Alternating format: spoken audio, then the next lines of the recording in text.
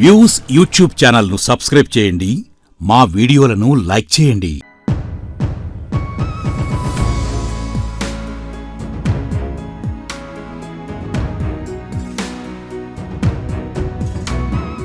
విజయ production సంబంధించిన ప్రతి ఒక్కరు నాకు ప్రాణం.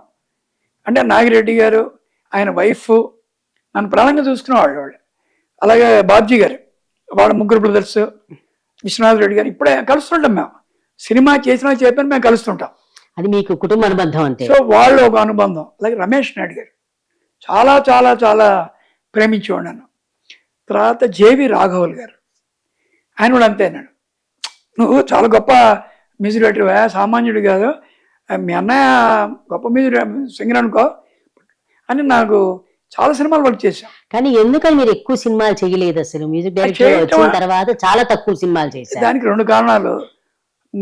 నేనే కాదు, మా సత్యం గారు, మా అన్నయ్య గోఖల గారు ఎవరు ఎవరికి ఫోన్లు చేసి వర్క్ అడగటం అనేది లేదు అసలు. దాని వల్ల వచ్చిన పనిని ప్రమాణం చేయటం వరకే, అంతేగాని పిఆర్ఓ మెయింటైన్ చేయడం మాకు తెలియదు అసలు.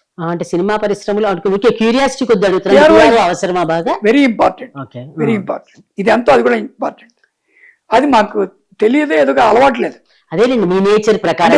ఎందుకంటే మనం ఎవరిని అడగాల్సిన అవసరం లేకుండానే నాకు మ్యూజిషియన్ అయ్యాను, 1500 సినిమాలు వర్క్ చేశా. అది మరి సామాన్యంగా పెద్ద పెద్ద వాళ్ళు వచ్చారు మీరు. అలాగే నేను అడగకుండానే నాకు మంచి అవకాశం ఇచ్చాడు జంజాల.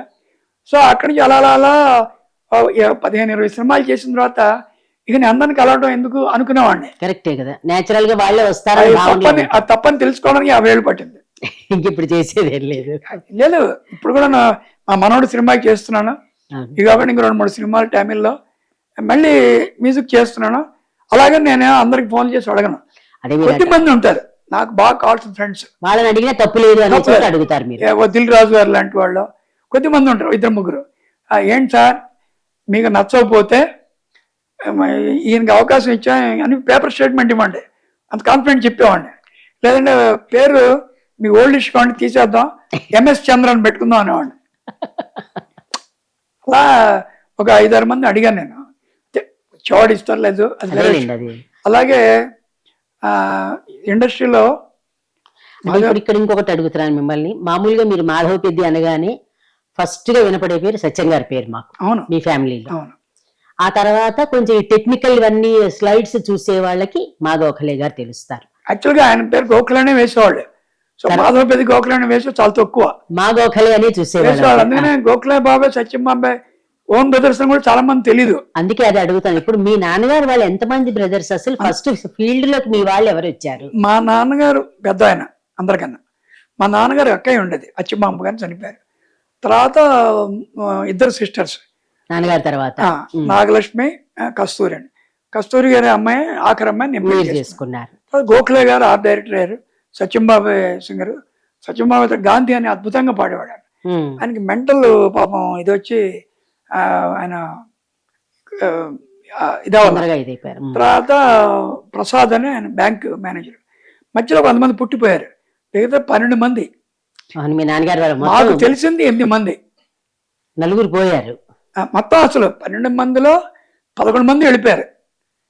ఇప్పుడు మిగిలింది మా ఆఖరి బాబాయ్ ఒక్కడే ఉన్నాడు. ఆయన పామర్తి వెంకటేశ్వర మ్యూజిక్ డైరెక్టర్, వాళ్ళ అల్లుడు మా ఆఖరి బాబాయ్. సో మా నాన్నగారు మా ఫ్యామిలీ పెద్ద, మా అమ్మ ఫ్యామిలీ పెద్ద. పత్రి వాళ్ళు 5 మంది, 2 సిస్టర్స్, 3 బ్రదర్స్ అన్నమాట. సో ఇదే మా ఫ్యామిలీ.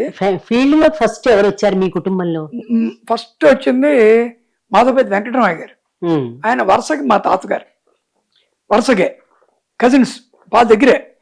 ఆయన ఒక 4-5 సినిమాలు చేశారు, ద్రౌపది వస్త్రాపహరణం, ఇటువంటి సినిమాలు. అంటే డైరెక్షన్ డిపార్ట్మెంట్, ఆర్టిస్ట్ గా. అప్పటికి ఆయన చాలా గొప్ప స్టేజ్ ఆర్టిస్ట్. తెనాలి ఆయన పేరు విన్నానులేండి. ఆయన పరిచయం చేసిన వ్యక్తి గుమ్మడి వెంకటేశ్వరరావు. గుమ్మడి గారు ఎప్పుడు బాబాయ్ అనేవాడు. ఆయన చాలా చాలా గౌరవం ఆయన అంటే. సో ఆయన తర్వాత కుటుంబరావు గారు ఒక సినిమాకి వర్క్ చేశారు, సినిమా నాకు గుర్తులేదు. అంతకన్నా వి శివరామ్ గారు ఒక 40-50 సినిమాలు నాగయ్య గారి తరంలో యాక్ట్ చేశారు. మా బామ్మకి మేనత్ కొడుకులు వీళ్ళిద్దరు. కుటుంబరావును వల్లభ జోసి శివరాం గారు. సో ఆయన తర్వాత సౌండ్ ఇంజనీర్గా ఒక 1500-2000 సినిమాలు వర్క్ చేశారు. మాయాబజార్ ఆయన చేసింది. తర్వాత తరంలో గోఖలే గారు, సత్యం గారు వచ్చారు. తర్వాత తరంలో మా అన్నయ్య, నేను వచ్చాం. మా తర్వాత మా కోడలు ఓన్ బ్రదర్ హీరో, అతని పేరు రాఘవేంద్ర, అతని పేరు మహత్ రాఘవేంద్ర. అతను కొన్ని తమిళ సినిమాలు చేశాడు, తెలుగులో చేశాడు, కొన్ని ఒక హిందీ సినిమా చేశాడు. సో 4వ తరం. 5వ తరం మా అల్లుడు తమిళియన్. మా అల్లుడికి సొంత అన్న కొడుకు ఒక 20 సినిమాలు డైరెక్ట్ చేశాడు. సో మహత్ రాఘవేంద్ర మా కోడలు. మీ అల్లుడు అంటున్నారు తమిళ్. మా 5వ తరంలో మా అల్లుడు సొంత అన్న కొడుకు అంటే నా మనవడు వరుసే కదా, సుశీంద్రన్ అతని పేరు. అతను ఒక మంచి డైరెక్టర్, అక్కడ మంచి పేరు ఉంది. సో అతను డైరెక్టర్గా, ప్రొడ్యూసర్గా అతను వర్క్ చేస్తున్నాడు. సో మా అమ్మాయి కొడుకు దౌహిత్రుడు, మా మనవడు, అంటే మా 3 మనవాళ్ళు మనవరాలు, వీడు పెద్ద మనవడు. వాడు ఇప్పుడు 2 సినిమాలు హీరోగా చేస్తున్నాడు.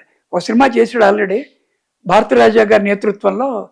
వాళ్ళ అబ్బాయిని హీరోగా పెట్టి వాళ్ళ అబ్బాయి డైరెక్టర్గా 30 ఏళ్ల తర్వాత ఇళయరాజా, భారతీరాజా కలిసి ఇప్పుడు సినిమా చేశారు. దాని పేరు మంచి హిట్ కాంబినేషన్ అది. ఆ సినిమాకి మా అబ్బాయికి మనోడు హీరో చేశాడు. సో 5 తరాలు వర్క్ చేస్తున్న ఏకైక కుటుంబాన్ని గర్వంగా చెప్పచ్చు. మొత్తం అసలు సినిమా ప్రపంచంలో అంటారా, తెలుగు సినిమా అంటారా? తెలుగు సినిమాలో 5 తరాలు. 5 తరాలు. తమిళ్లో తరాలు కాదుగా, మన తెలుగు వరకే. అదే తెలుగు వరకే. తర్వాత ఇది కాకుండా ఇంకా ఉన్నారు. మాధవపతి రాంగోపాల్ దీక్ష, కేఎస్ ప్రకాశ్ రావు గారి దీక్షలో ఆచార్య గారి మొట్టమొదటి పాట అది. దానికి మా వరుసగా బాబాయ్ మాధవపతి రాంగోపాల్ తను హీరో. తర్వాత నత్తనశాల ఇంకొక సినిమాకి కో డైరెక్టర్, రావికొండలో వీళ్ళిద్దరూ కో డైరెక్టర్స్. సో అలా తను వచ్చాడు. ఇలా మా ఫ్యామిలీ నుంచి రకరకాల ఫీల్డ్స్లో మంచి పేరు సంపాదించుకున్నాం. కరెక్ట్ గా చెప్పాలంటే మాధవ పెద్ది అనే ఒక మర్రి చెట్టు లాగా ఊళ్ళందరూ రకరకాల డిపార్ట్మెంట్స్ లో, అంటే affiliated to Madhava Peddi also. అదే ఎఫిలియేటెడ్ టు అదే. మొత్తం అందరూ తలో రకంగానే వచ్చారు. అయితే ఇప్పుడు మీరు ఫస్ట్ మీరు మ్యూజిక్ డైరెక్టర్ గా మీకు బ్రేక్ ఇచ్చింది జంధ్యాల గారు అన్నారు. అప్పటి మీ ఫస్ట్ ఎక్స్పీరియన్స్ ఏంటి? అంతవరకు మీరు కీబోర్డ్ ప్లేయర్ గా చాలా సినిమాలు వర్క్ చేశారు. అది మీకు బాధ్యత కాదు, ఇది మీకు బాధ్యత. ఈవెన్ జంధ్యాల సినిమాలు కూడా చాలా సినిమాలకి నేను వర్క్ చేసేవాడిని కాదు, చూసేవాడు. అందరూ ఏంటి సురేష్ నా ఇదంతా చూసేవాడు, నా ఎదుగుదల. సో ఒకసారి నన్ను అడిగాడు, ఎరా నువ్వు మ్యూజిక్ చేస్తే బాగుంటుందని. అంటే వద్దురా, ఇది హాయిగా ఉంది, హాయిగా వాయించుకుంటాం, క్యాష్ ఇస్తారు, ఎవరు దండం పెట్టక్కల్లా, మ్యూజిక్ రేట్కి మేము అనుకోగా ఉంటే చాలు అంతవరకే. అంతేగాని ఈ ఫీల్డ్లో ఉన్న హీరోలకి, ప్రొడ్యూసర్లకి అందరూ మేము దండమేం పెట్టక్కర్లేదు, నా పని నేను చేసి వెళ్తే చాలు, బాగా చేస్తే మంచి పేరు ఉంటుంది. కానీ ఇక్కడికి వెళ్తే నేను బాధ్యత, మ్యూజిక్ డైరెక్షన్ అమ్మో భయం నాకు, ఎందుకు ఒకవేళ 4 సినిమాలు ఫ్లాప్ అయింది అనుకో నా మీద రుద్దుతారు, అనవసరమైన ఎందుకు టెన్షన్, నన్ను వదిలే అన్న. తర్వాత 4-5 ఏళ్ళకి 1988 ఆగస్టు 18 ప్రీతం మా అన్న ఫోన్ చేసి, అరే కారు ఉందా, నువ్వు కారులో వస్తావు, నేను పంపించినాను, నేను వస్తాను, నేను రమేష్ వెళ్ళా, ఈ సినిమా నువ్వు చేస్తున్నావు, నువ్వు అనకూడదని. హై నాయక అంతే. 3 రోజులు కూర్చొని కంపోజ్ చేసాం, 21st రికార్డింగ్. సో అక్కడి నుంచి ఇక కాన్ఫిడెన్స్ వచ్చింది ఆయనతో. ఆ పరంగా మనం చూస్తే జంధ్యాల గారు మీకు బ్రేక్ ఇవ్వడం అంటే మీరు ఎస్టాబ్లిష్ బ్రేక్ ఇవ్వడం, చాలా మంది విజయవాడ నుంచి ఆర్టిస్టులు చాలా మంది తెలియని వాళ్ళు కూడా ఇచ్చాడుగా. అసలు ఏమి తెలియని మట్టి ముద్దల్ని కూడా ఒక మంచి ఆర్టిస్ట్ గా నిలబెట్టాడు కదా. అండ్ బికాస్ నుంచి అదే నేచర్, అంటే మీరు దగ్గర నుంచి చూసారు. మా కాలేజీలో కూడా వీరభద్రరావు మేమందరం వాళ్ళు నాటకాలు వేస్తుంటే, మన మురళీమోహన్, అప్పుడు రాజుబాబు ఆయన పేరు, వీళ్ళ దానికి మేము ఎక్కడో వాయించుతుండేవాడిని.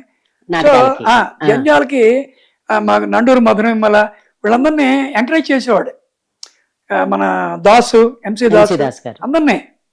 సో ఫీల్డ్కి వచ్చిన తర్వాత మంచి రైటర్ అయ్యాడు. రైట్ అయింది, అందంతా పరిచయాలు ఉంటాయి కదా.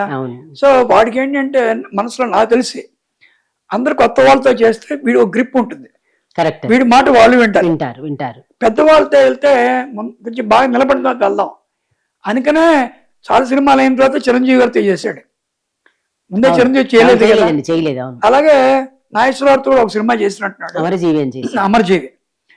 వెరీ ఫ్యూ అటువంటి పెద్ద మిగతాన్ని చిన్నవాళ్ళతో చేశాడు. ఆయన కథకి చిన్నవాళ్ళే సరిపోతారు. ఏదో తనకి తన మెంటల్ ఇది అదే అంతే.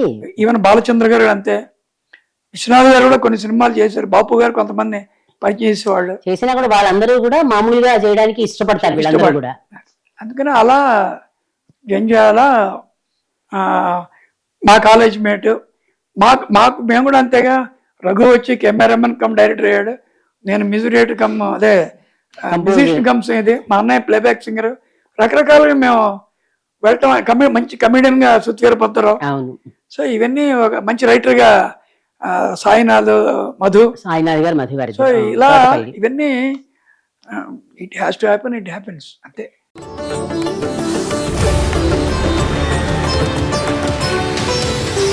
వ్యూస్ యూట్యూబ్ ఛానల్లో లైక్ చేయండి, షేర్ చేయండి, సబ్స్క్రైబ్ చేయండి.